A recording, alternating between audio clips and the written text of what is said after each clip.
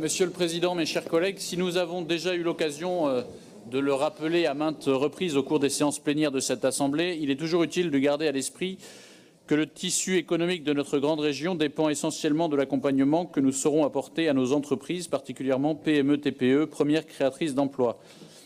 Le contrat de partenariat avec la Direction générale de l'armement que vous nous proposez à nos votes doit donc faire partie de ces mesures qui aident nos entreprises régionales à monter en compétitivité, notamment grâce à l'innovation.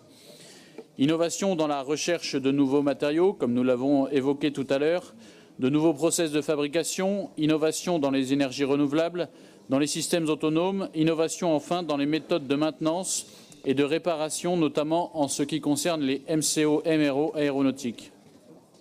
Ainsi, ce contrat de partenariat n'aura d'intérêt que si c'est un contrat gagnant-gagnant à la fois pour l'État et la DGA, mais aussi pour nos entreprises, principalement les PME duales, qui sont la cible directe de cette coopération.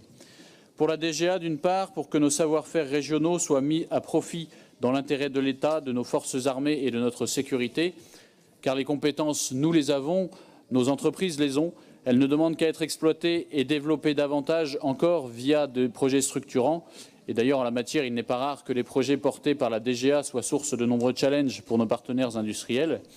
Et pour nos entreprises, d'autre part, pour que cette coopération leur permette de se développer, de se perfectionner et donc de créer de l'emploi sur le territoire régional.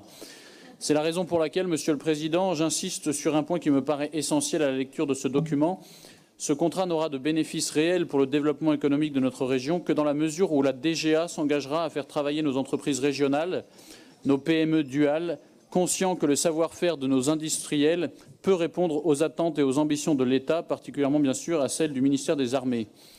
Il n'est en effet pas acceptable de découvrir dans la presse que l'État français fait appel à des sociétés étrangères pour la maintenance de ses Falcons ministériels, comme ce fut le cas en juin 2015, même si ce ne concernait pas notre région.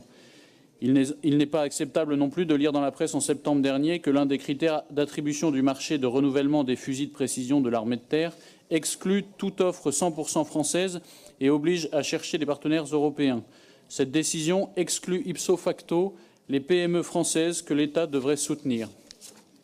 Et les exemples pourraient se multiplier. Si les appels d'offres sont bien entendu une obligation légale, il me semble que le patriotisme économique est une obligation morale sur laquelle nos parlementaires et nos assemblées devraient insister davantage lors des échanges qu'elles ont avec la DGA. Et ce, dans l'intérêt de nos entreprises, dans l'intérêt des emplois des Néo-Aquitains et dans l'intérêt du développement économique de notre région. Ainsi donc, nous voterons bien sûr favorablement cette délibération, tout en attirant votre attention sur ce sujet précis pour que continuent de se développer de manière durable les PME et les TPE qui sont la richesse économique de notre grande région. Je vous remercie.